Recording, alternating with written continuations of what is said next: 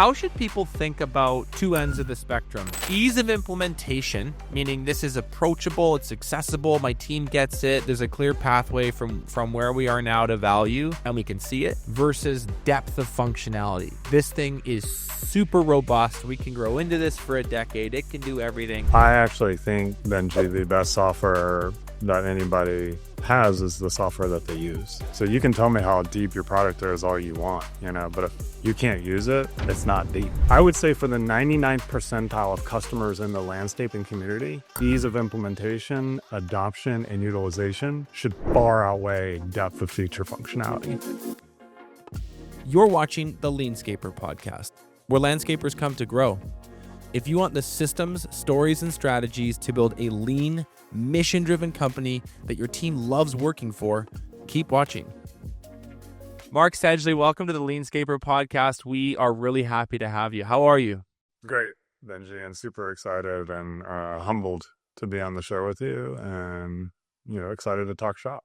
So you are, if I think of people who would know the most about this topic, you're at the tippy top of the list. What we're going to talk about today, just so the audience knows, is how to become a better implementer of technology. And this is, I would say, a fundamental skill set if you're an entrepreneur or a leader in a business.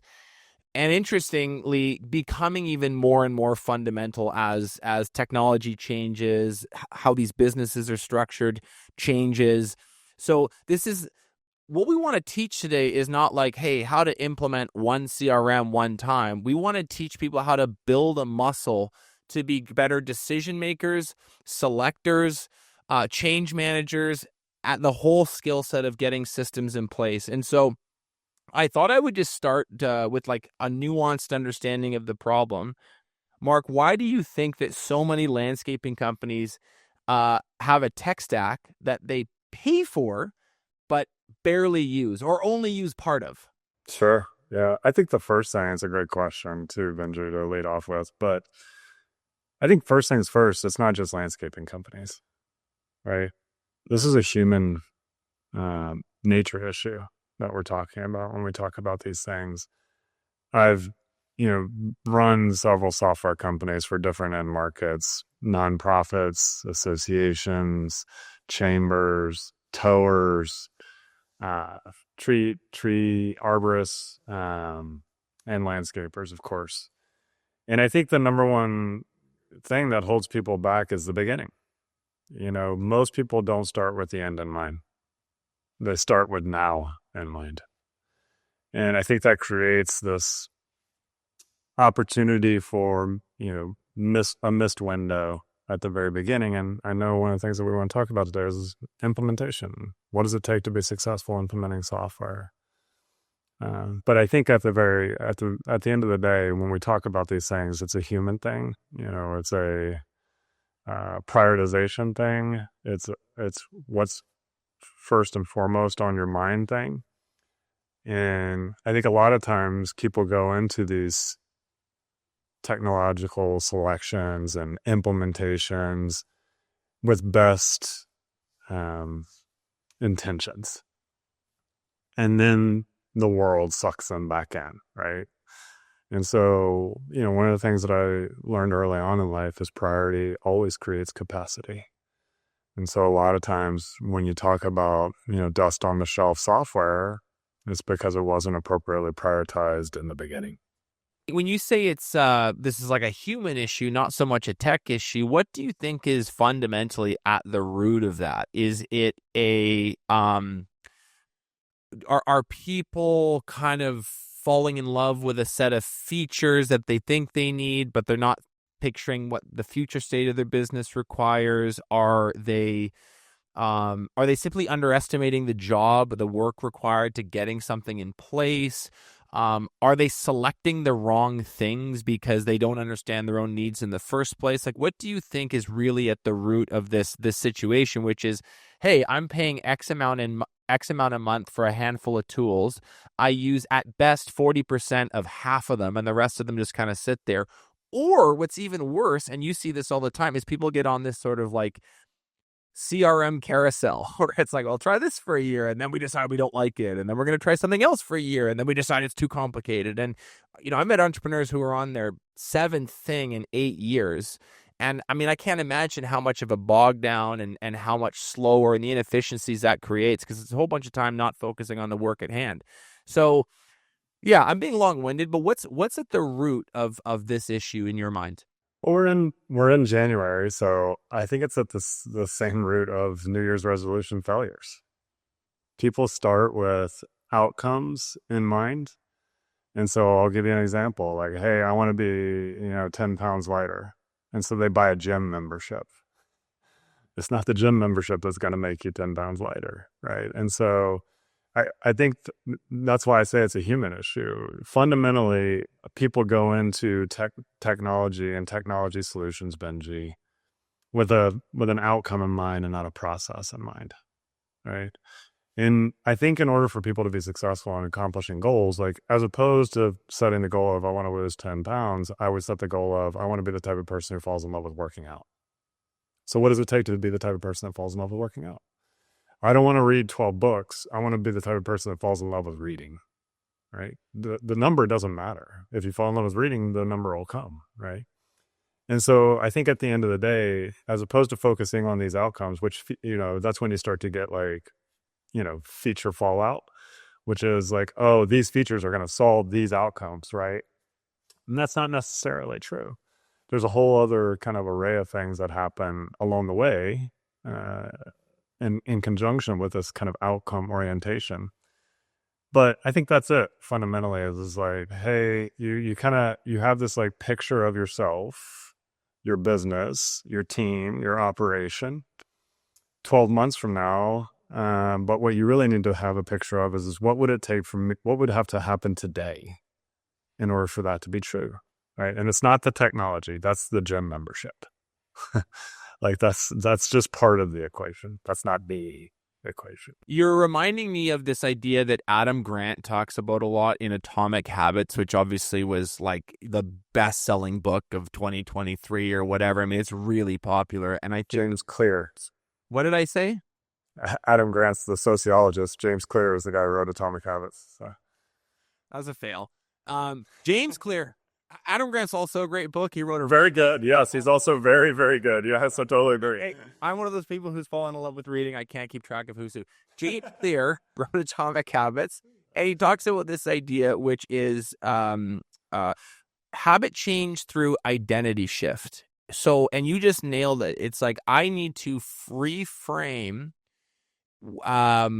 my orientation of this in such a way that I am approaching the change in terms of who I am, or maybe better put, who my business is, versus this is some very narrow outcome that I want. And the reason he says that, and the data backs this up, is it's a much easier approach and it's a much more sustainable way to getting what we want. So to use your gym example, but make it about technology, it's like we want to become the kind of business that is not only tech enabled, but really, really good at the decision making, the planning, project management, implementation involved with getting tools adopted and running as efficiently as possible. And that is a way better, it's an easier way to back into this than, well, we just want better visibility into our numbers and we need it tomorrow. And I think that that's a really important thing.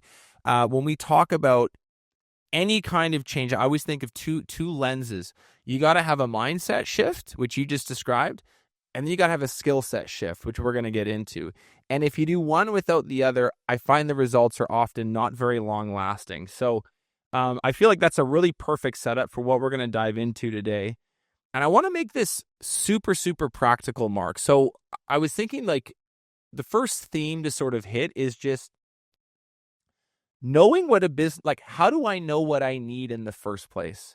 And that sounds simple, but when you're running a layered business with multiple departments and different sets of needs and personalities in each, it's actually a very, very, it's not as simple as like, hey, I wear a size XL shirt. It's like, no, I actually really need to look at what fits here. And so here's a great question to kick this section off. If a landscaper comes to you and says, we think we need new software, what are the first 3 things you have them look at really closely to get a better understanding of those needs in the first place? First question I always ask is, of course, why? Right? There's a great book that was written by Eli Goldratt called The Goal. And, it really focuses in on what is your actual goal? Most people think like, I think you pointed it out earlier, is like, hey, I need better reporting and I need better visibility now. Stop. Right.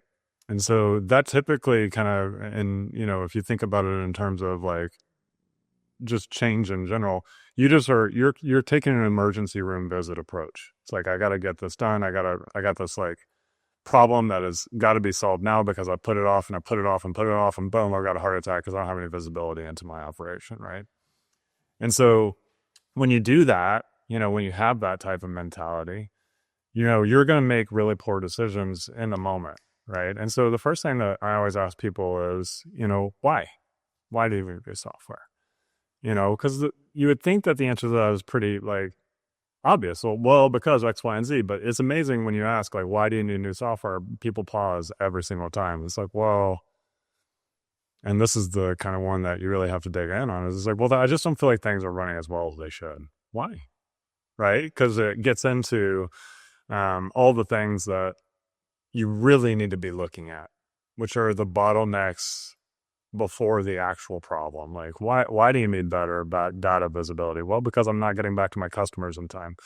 Okay, why? Well, because the crew's not actually doing what they need to do. Well, why? Because they're not equipped to be able to do it and get the information back to the back office. Okay, so now we're starting to get to why you need software, right?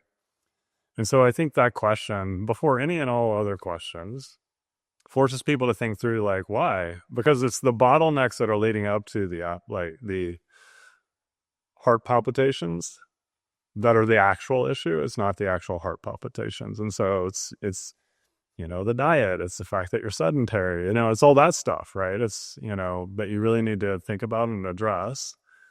And then the second part of that is like, okay, well, who all needs to be involved in this process then, right? Because it shouldn't just be one person. That should always be a warning sign for our sales teams. If there's ever a situation where a customer is saying like, yeah, no, it's me. I'm the owner, I'm the operator, I make all the decisions. Are you also the crew? Are you the project manager? Are you the procurement specialist? Are you the designer? Talk to me about that, right? Because when you're implementing software, it touches a lot of different people, in the process. And so I think start with why.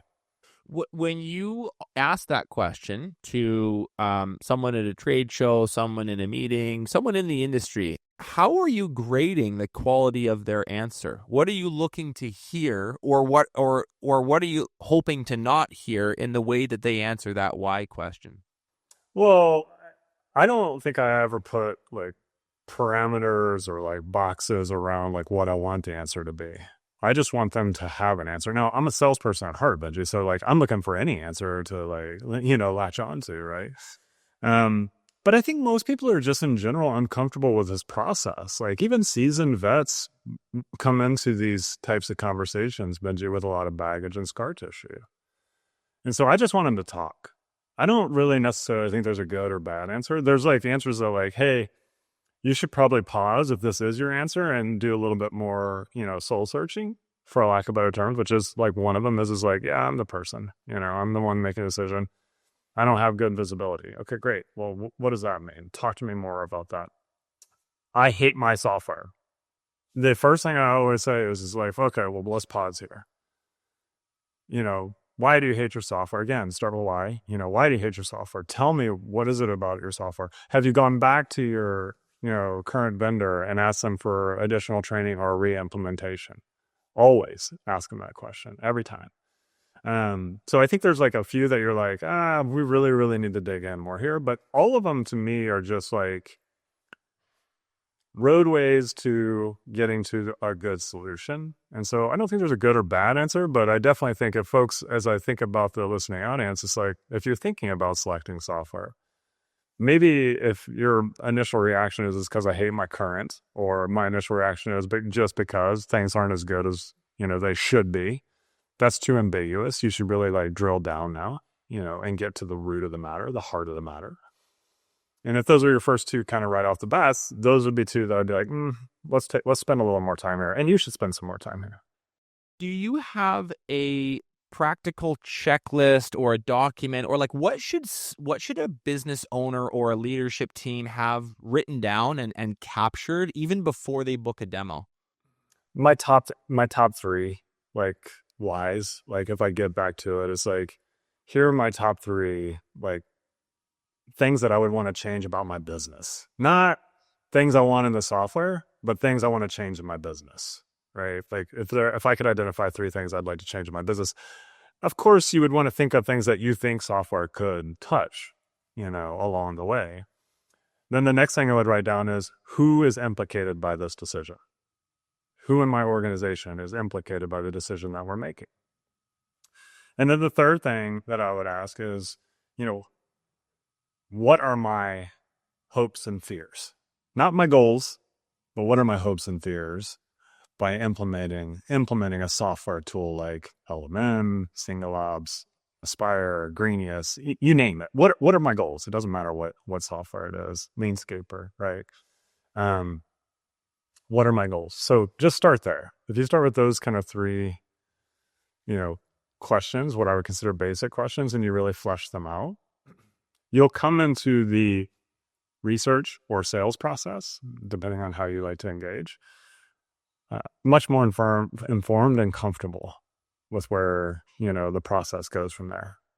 I really love this whole framework, because I think one thing that I've learned, having made a bunch of mistakes doing this myself, is that it's really a software is a force multiplier. It's going to increase the clarity, or it's going to increase the chaos, but it's not going to sort of fix either on its own. And so what you have, the things that your business is strong at or weak at, it's going to amplify to some degree.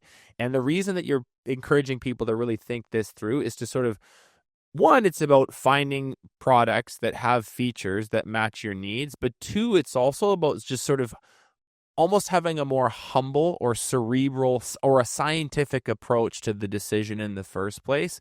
I got to know what we need before we look for it in the first place. Just like in the same way, I got to know what I'm looking for in a hire before I even write a job posting. So we write an ideal candidate profile, and then we create ads, and we create an interview structure, and hopefully we make a reasonably good decision on who we bring on as our next operations manager based on that brain-powered exercise we did in the first place. There's actually some really good parallels here. We make this, it's like very, very similar. It's like, I hire this person because I like them and it looks like it's going to work. And then 8 months later, it's like, this person sucks. I've installed this software because I really like their ads and the UI looks really clean and nice. The person was great. The salesperson was great. And then I find out a year later that it doesn't do X, Y, and Z. And had I slowed down to actually realize that I need X, Y, and Z, I might have asked those questions in the demo, but I didn't, and here we are. I couldn't agree more with that. I think it's very well said. I think the other thing too that, and I will say this is very industry specific, everybody's strength, Benji, is also their weakness, right? Individually, but I also will say communally. And one of the strengths of the landscaping community is just how interconnected and open arms oriented it is, of like, hey, what are you doing? How are you doing it? Like, let's talk, let's have a dinner. Like, let's share our ideas. Like, I've been so blown away by that. But like, also, like, I would take it a step further than collaborative. I would say like genuinely like welcoming and curious and engaged.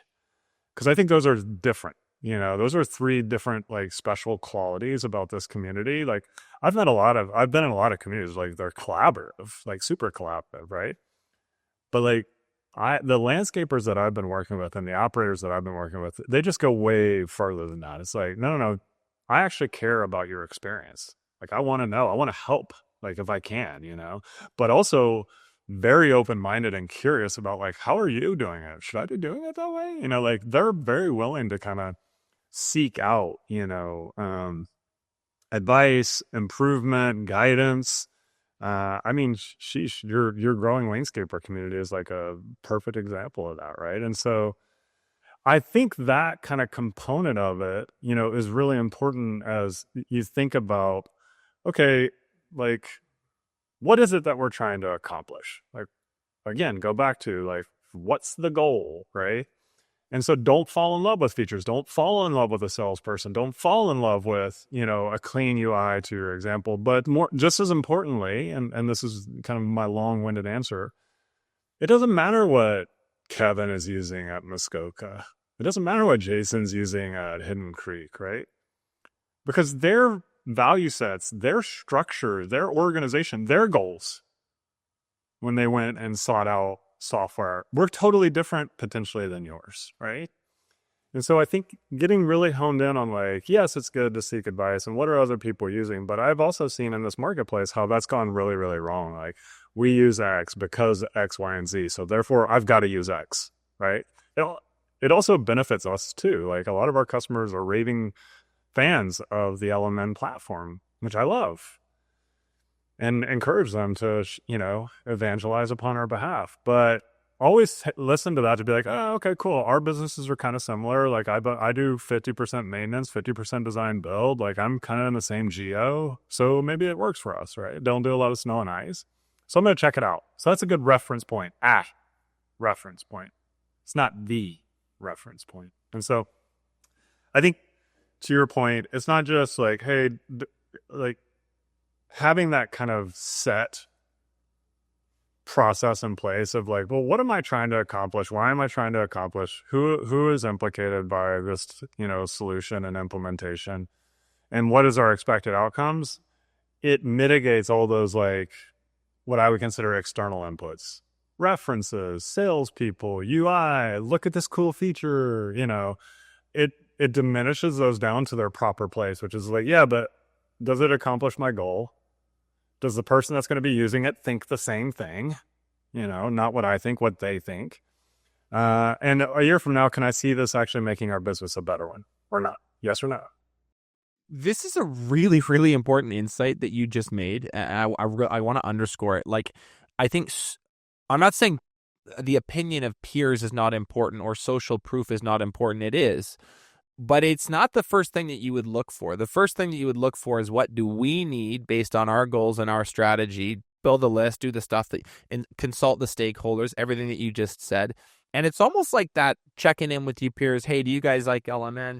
It's further down on the list. Once these other things are done, you want to corroborate the story with social proof. But what I hear a lot, and I've seen and I've done this, it's like, oh, we love insert tool, and then this person overhears that at a trade show or whatever, and they go buy the tool without thinking through the more almost self-centered view on it first. It's like, no, what do we need first? And so I think that you've just called out a really useful thing to avoid, which is maybe over relying on the opinions and experiences of others, and then under indexing on the inward analysis of what's truly needed. So that's a good segue into this. Like, let's say I'm software shop and I've done the steps that you just laid out. Now it's like research and option creation stage. So needs list is built. Then what, Mark? Yeah, I mean, so that's when I would actually start going to those other mechanisms. Okay, needs list is built. Do I have a social proof community that I can go ask questions of? But as opposed to asking him, like, what do you use? Do you like it? I would ask, what do you use? Can it do these things? How does it operate well? Like, all software companies, Benji, operate off this concept of an ideal customer profile. Mark Bradley talks about an ICP all the time for landscaping companies as well. Like, identify who your ICP is, ideal customer profile. We love customers that are doing that. Like, we love it when a customer says, like, hey, I want to talk to one of your customers and I want them to be willing to show me how they do this. How do they execute 390 maintenance contracts and get the bills paid all at once? Great. We can introduce somebody and have them show you how to do that. That's real social proof, right? It's like, it's not like at a trade show and at a bar and I'm having back a beer and it's like, what do you use? Oh man, they're great, which I love. Like, great. Keep saying that and I'll buy the beer. But like, I I really want somebody to like, no, show me somebody's kind of like account. Like, let me reach out to them directly. We have customers that back channel us without reference lists. Like, we know these 5 people in our area. We already called them, right? So I think you should do that, right? You've done your inward looking. Now go do your outward looking. You should look at reputational things, right? I think, when you're thinking about software, and there's a lot of like hullabaloo in the marketplace about private equity and how private equity is stepping into home services and landscaping and contracting. Very true, by the way. It's HVAC and electrical, and it's moving into landscaping in a significant way. And it's also moved into software, right? And so one of the first things you think about is like, okay, well, is a business owned by a private equity company? Yes or no, right? And for the most part, almost every software in our space is, right, in some way, shape, or form, either from a minority or majority perspective. What are they doing? Like, what are their actions? Like, is support getting better? Are they doing more releases? Are they doing less releases? Is support getting worse? Is there delayed, response times? That'll tell you everything you need to know about like what their thinking is behind the investment, right? So that's another thing that I would check is like, okay, well, do their actions and words marry with each other, right? If you're saying that, you're committed to the green industry, like we say, like this is the only part of the, industry we're focused on is green. We don't want to build for construction. We don't want to build for, electricians and HVACs and roofers. Those are all great contractors, great marketplaces. We want to build for the green industry. We want to build a software that's nuance based for landscapers and arborists, irrigation techs, snow and ice, right? That's kind of the ecosystem of green. Why is that important? Because your stated goal is what you're going to deliver. You're going to design your org chart around building for the green industry. You're going to put your investment dollars around building for the green industry. You're going to put your time, effort, and energy around building for the green industry, right? And so that's important. But if you have a big HVAC and pest control side of your business, maybe you shouldn't look at a software like that then, right? And so I think marrying up, your goals, your business, along with the kind of goals and value structures of the business that you want to partner with is number 2. And I think the part that's slept on there is values. Like, do businesses talk about their values? Do they radiate their values? Are their values similar to yours, right? I think that's a really underappreciated part of the selection process. And the reason why I say that is there is no perfect software, Benji, period. Just go to any of our landscapers that are above $1 million in revenue. They have more than one software implemented, almost guaranteed all of them, more than one, right? And why is that? Well, because there's not one software to serve them all, right? And so there's different needs, there's different requirements of a business, and software does a pretty good job of like serving like 70, 60, 80 percentile, whatever the requirement is. There's always going to be like fringe cases of other things like fleet management. Like, we have a huge fleet. We want a actual fleet management software tool, right? Great. Totally understand. But you just better marry up, like when you're using these tools, do they believe in customer service? Do they like, how do they talk about themselves? What do they radiate into the marketplace? Do they radiate engagement? Do they radiate, a customer centric mentality? Do they radiate and,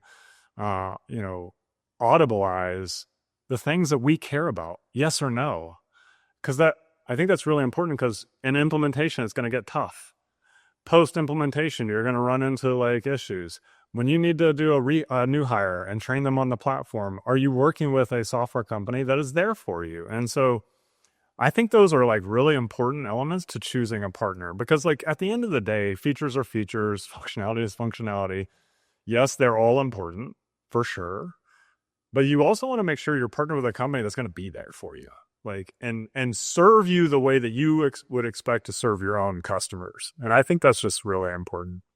People look at these things just as this sort of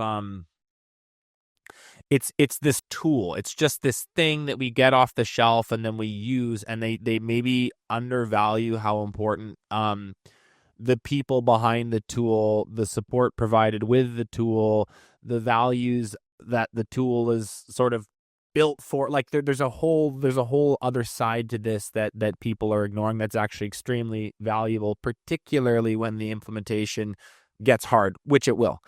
That's really well said. What would you advise people to have in terms of documentation as they're looking at different options? They're checking out websites. They're probably scheduling and doing demos with the ones that look like it could be a good fit. One of the mistakes that I've made a lot when shopping is sort of thinking I can remember it all or going off of feel. Do you advise people to have a spreadsheet, a table, a Kanban board and Notion with the different tools? Like, what's the right way to be a little bit more objective and really capture the important information so that a month later, the whole team can look at it and we can pick the right one off the list? What's like a good, what do you suggest people make and fill out as they're having demos and meeting with vendors? So number one reason why the second question is who's implicated by this decision, right? Because it's easy if you say, I'm the only one, I'm just going to go do the demo. It's all in my head, right? And, you know, you and your team talk about this all the time. You got to get your business out of your head and get it to where it's shareable and accessible across the entire organization, right? So the reason why you ask the question is who's implicated by the decision is because you want them involved in the decision-making process. Because they're going to tell you, like, well, it's got to, like, this is my biggest heartburn issue, Benji. Like, if it doesn't solve this, like, I don't know why we're getting it. Now, that might be somebody in procurement. Somebody in sales might say, like, I don't really care about that, right? Like, if it can't do X, right, then there's no reason for us to get it. And then it's your job. And so I'll get to your question. It's your job once you hear all that is for that, make them write down, like, what is it what are your goals? What are your whys? Why is it a problem? Because along this process, Benji, along this implementation kind of journey of the software, you should treat it as an opportunity, to learn your business better. Because, like, your project manager might tell you, it's like, because this is the reason why we always get angry at each other in the Wednesday operations meeting, right? You know what I mean? It's like, oh, that's it. Okay, I got it. All right. Well, if we can solve that, that'd be amazing, right? And then you force them to write down, like, what is it you're looking for? What are your goals? What are your hopes and dreams, hopes and fears? What are your outcomes? And you should make them write that down, and then you consolidate that into a doc, and then you work off of that doc. You look at that, and then I would prioritize that as a leader. It's like, okay, well, here are the things that I think have the biggest impact to the organization. Do you agree or not? Because everybody's got to commit. Because not everybody's going to get what they want, right? And so it's kind of like what we do in product. It's like we have this list of thousands of features and integrations and partnerships that everybody wants to do all at once, and we have finite resources, right? And so I would say the single hardest job of anybody in a SaaS software company is the product manager. It's the person that's deciding what features go in and what features don't, right? And so you've got to get ruthless about prioritization.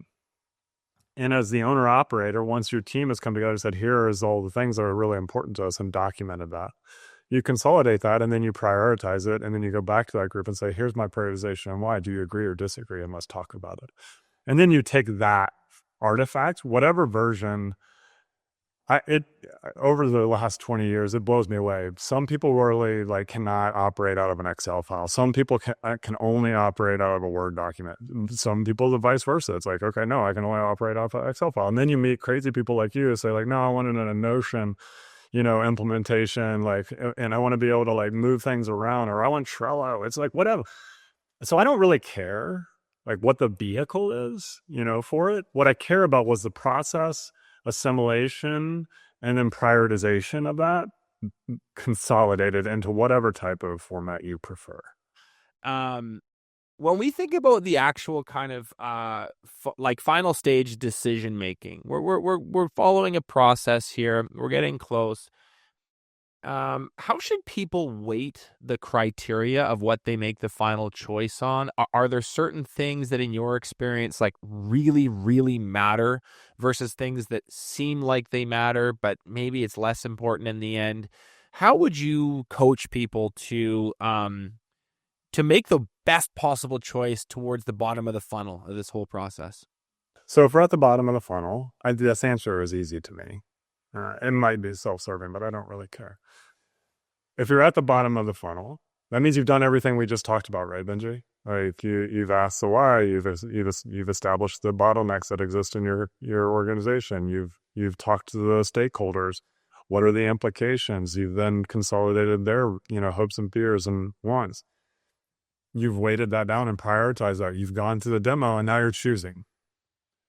The only like deciding factor I would ever use in that is which company is going to support me the best. Me. Support me the best. And there's some ways to kind of test that. I want to meet the implementer that's going to be implementing me. I want them on the last sales from the software company. You want to? That's right. Yeah, 100%. Like if you make that request and they say, well, we don't know, we can't do that. Like, okay, well then I'm not gonna buy from you then. Why is that so important? Well, implementation is the single most critical junction in a customer journey.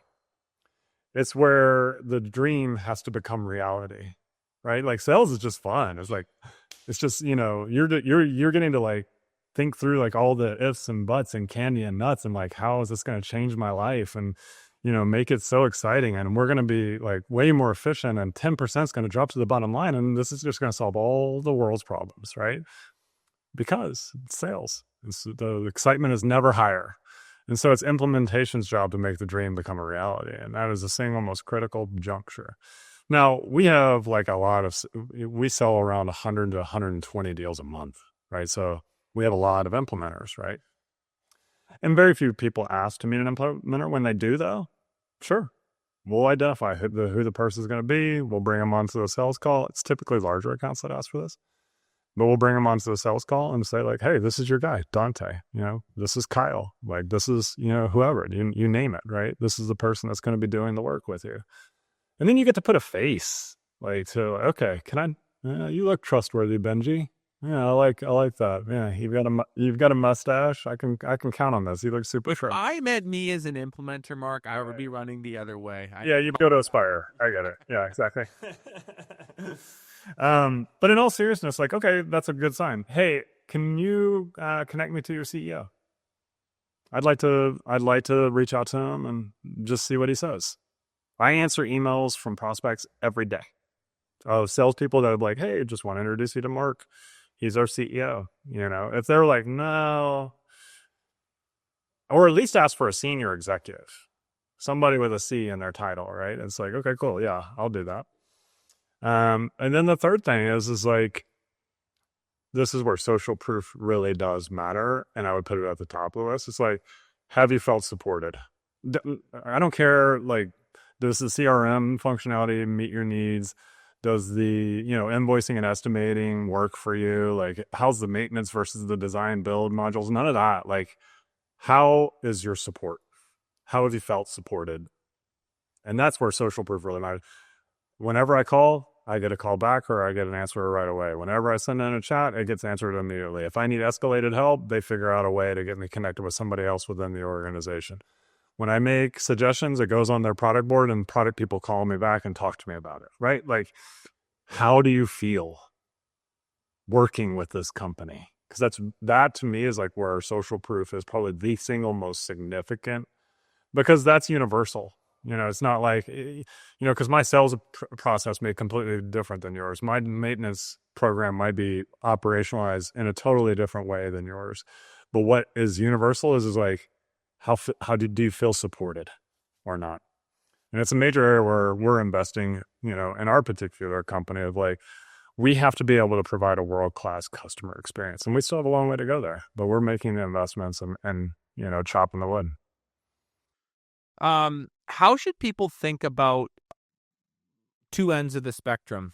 And I'm not saying these are mutually exclusive, but it's a good way to set up this question. And it is, ease of implementation, meaning this is approachable, it's accessible, my team gets it, there's a clear pathway from where we are now to value, and we can see it, and we feel confident about it. So ease of implementation versus depth of functionality. This thing is super robust. We can grow into this for a decade. It can do everything.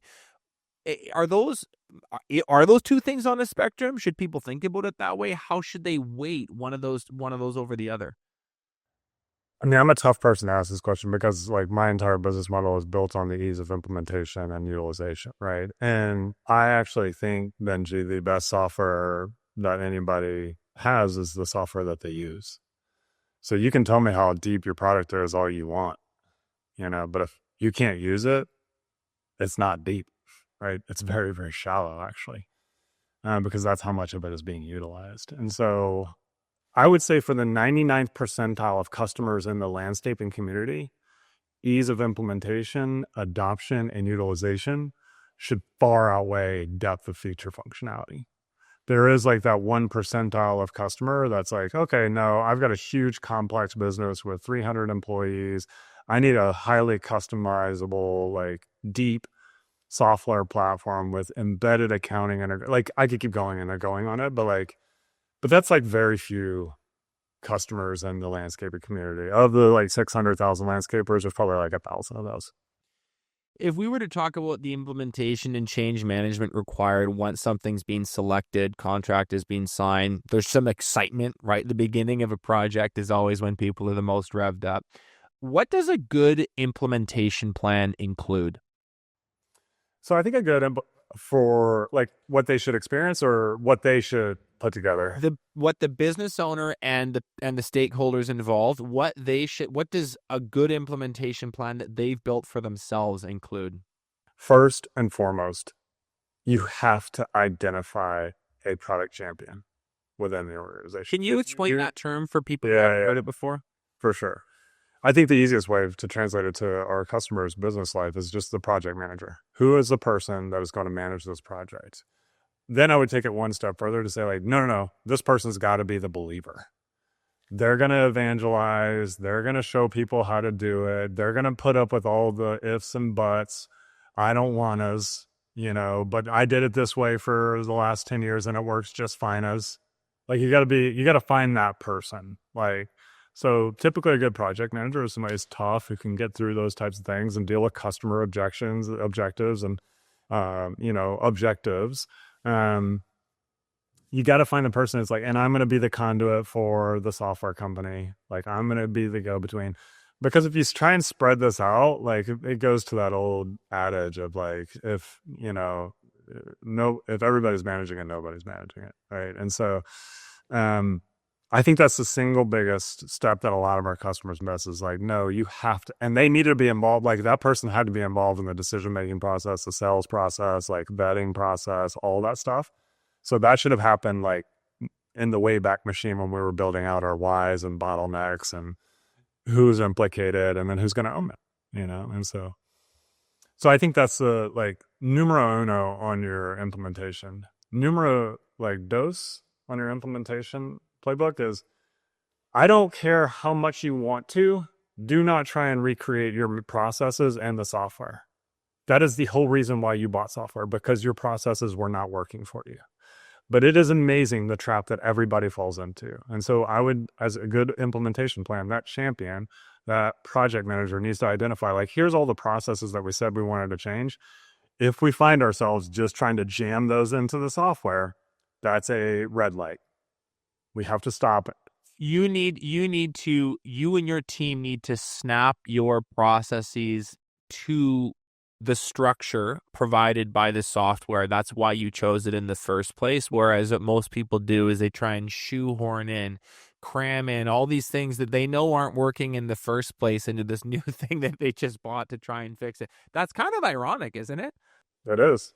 It's the number one mistake of all software implementations, though, is people just try and jam their processes. Well, and you kind of have to put yourself in our customer's shoes, right, Benji? Which is over 65% of our customers are coming from a non-digital solution.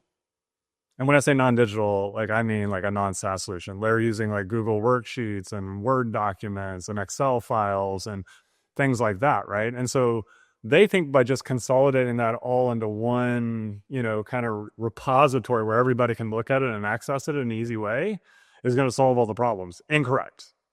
That is not how software works, right? And so every software on the marketplace today, again, in the 99th percentile that our customers are going to buy, it doesn't matter if it's an Element customer, a Spire customer, a Boss customer, or a Sync customer, Jobber customer, they are buying a SaaS platform, a multi-tenant SaaS platform. And that means it's off the shelf. There's nothing that we are going to customize for you. Nothing. Because you can't, right? Because, right, it's a multi-tenant platform. If I change it for you, I change it for everybody.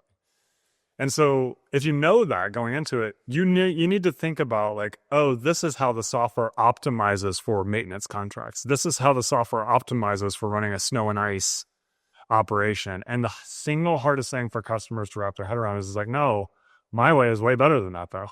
Okay, let's go back to the bottlenecks. Let's go back to the why. Let's go back to, all the gotchas in the operations meeting that you were trying to solve. Like, if your way was so good, why are we trying to solve for it? Right. And so it is the number one mistake in software implementation. And that's what I mean. Like, the number two is like, hey, if you go into the implementation process and you steer away from like, hey, optimizing for the software versus optimizing for your business processes, that's a red light. Immediately stop, right? And I think if you just do those two things, your implementation plan from there will go smoothly. I don't care who you partner with, but if you're religious about those two things, it'll go well. I'm just curious. I wasn't expecting you to say that, but when you bring it up, I'm reminded of a lot of mistakes that I've made in the past. Why do leaders why are we doing that? Like, is it ego? Is it forest for the trees? Like, it just seems so obvious when you lay it out that way, and yet when you're in the moment, it sort of feels intuitive to try and jimmy rig this tool you just bought to this system that you don't even like. It's almost is it an awareness thing? What do you think is going on? I think it's I go back to, it's a human thing. Like, people are super comfortable with what they know, and change is hard. And one of the things that, like, we talked about in our exchanges prior to this is like change management. What does that look like? Change, even for people who say they like change, Benji, and I say this to my company all the time, even people who say, I love change, they don't. Because everybody gets fatigued of change. Like, people really enjoy routine. People really enjoy consistency. Like, there are the 5% people who are like, nah, I want a different morning routine every day. Like, those people are like, okay, wow, That's crazy. God bless you. Yes. I couldn't agree with you more, but it's like, okay, God bless you, right? It's like, I got it. But 95% of humans are just like, no. I like to get up. I'll, whatever it is, I'll drink my glass of water, or I'll have my hot cup of coffee. I'll like to do my reading and my journaling, or I'll like to do my 50 push-ups and sit-ups, whatever it is, right? It's like, I like that, right? And it's the same thing with software implementation. It's like, no. I like to build this way. This is the way I like to build it. This is the way we do it here. It's like, okay, I know. I got it. And so I think the impetus is really on us, the software companies, to plant that seed early and often in the sales process. Like, because I think a lot of times salespeople can get sucked into this comfort level. Yes, you could. Worst question you can ask a salesperson: can you do this? The answer is yes. You can do that, right? Should you do that? No, you really shouldn't do that, right? And so, and that's what I mean, where the rubber meets the road of like the dream versus reality and implementation. And implementers typically are really good about saying like, yeah, you shouldn't do that though, because that's going to cause all these problems down the road, right? And the salesperson's not wrong for saying yes, because you can, but that's not what the goal is, right? It's kind of a two-part question. What is the best way to create and understand and then communicate team-wide a really solid definition of done? In other words, we don't want to have a fuzzy finish line. And then what should teams be hyper focused on in the first 30 days after a tool is being chosen? Two great questions. I think what's done is, like, first of all, like, there's a saying in software, it's never done, right? So like, we're always evolving and implementing and iterating and improving. So if you're partnered with a really good software company, the product you buy is the worst version of it you'll ever have, right? And so, but with that in mind, I have to start using it after my implementation. And so your point's well made, which is, I go back to your list. Like, you said that these were your kind of fundamental goals. Like, I want to get more operationally fluid with my invoicing. Great. I want to get more depth and insight into whether I'm delivering profitable jobs. Great. Well, then we're going to spend a lot of time on your budget, right? And getting that book right, so that you can price jobs and know that I'm pricing them for profit. I would just these are the ones, like, if I can solve these, and this is like one of the critical things we teach folks on the sales side is like, our product can do so much stuff, Benji. Like, I mean, it can hang the moon, like, if you really think about it. But like, what are the two things that if it did these two things for you, Mr. Customer, you'd be willing to pay $6,000, $7,000, $10,000, $20,000 a year for it? If it just did these two things. Because that's the problem, is the whole picture gets blurred once you see what can be, right? It's like, no, you came into this with 4 goals, 4 outcomes in mind, right? Like you said, these are the 4 things. We can do those 4 things. Job done. Everything else is gravy. Figure out how to leverage it through our customer success and educational initiatives. I think the problem that people take on is like, oh, but I saw this in the sales process. I want to do that too. Don't do that. Come back to that. And that gets to your second question. What should happen in the first 30 days? Of those 4 things, 3 things, 2 things that you identified, you better be able to demonstrate in that first 30 days a value creation experience of those. So if your thing is like, I want to automate my invoicing for my maintenance program, you better have already done that within the first 30 days. Like, you better have already tested it, seen it in action, have customers pay through the portal. And so we talk about that all the time. Like, what is the time to value and what is the most valuable thing for you to gain back your time? We want to be able to deliver that within the first 30 days of you going live. And so I think if people do that, they're pretty much guaranteed like not necessarily like done, but success. Yeah. So it's so well said.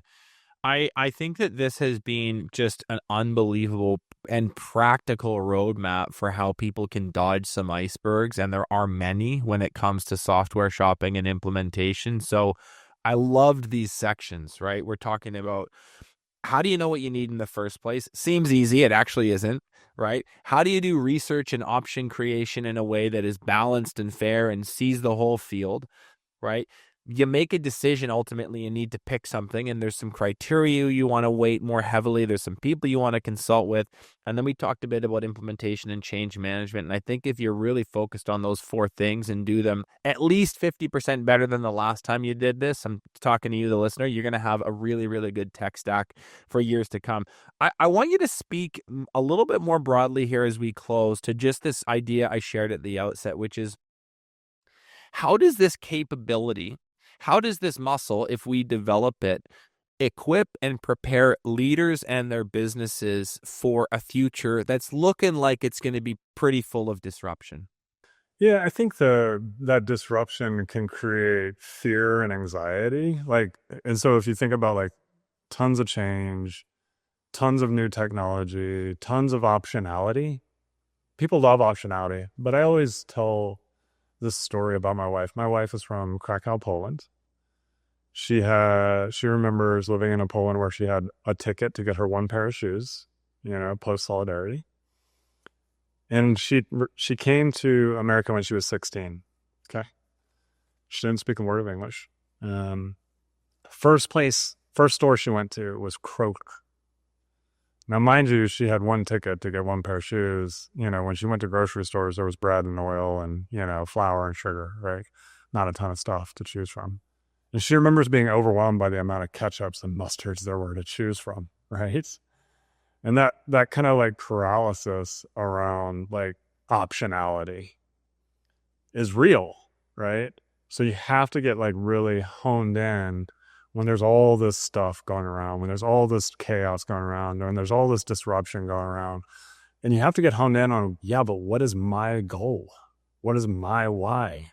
What am I trying to optimize for? What does my company need? Because it doesn't matter what's out there. It matters what's in here.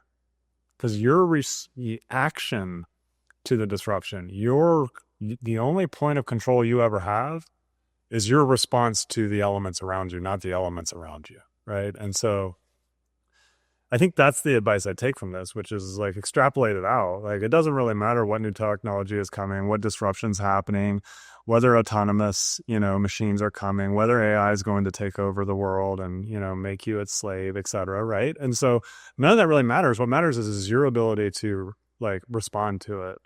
And if your ability to respond to it is, again, be really clear on what am I trying to accomplish? Will this help me accomplish that? Yes or no? That's important. What is my why? What are the bottlenecks? What are the things that are driving my business? What are the things that are obstacles to my business moving forward? Because those things create a lot of clarity. And with that, you're able to kind of act more precisely in a murky, world, and an ever-changing world. So I think that's probably a lesson I would take away from that. Mark, this has been an absolute masterclass. I can't thank you enough. I really appreciate the time, and I'll see you in Scottsdale next week. Awesome. I really appreciate the opportunity, Benji, and excited to join everybody out in Scottsdale. See ya. See ya. Thanks.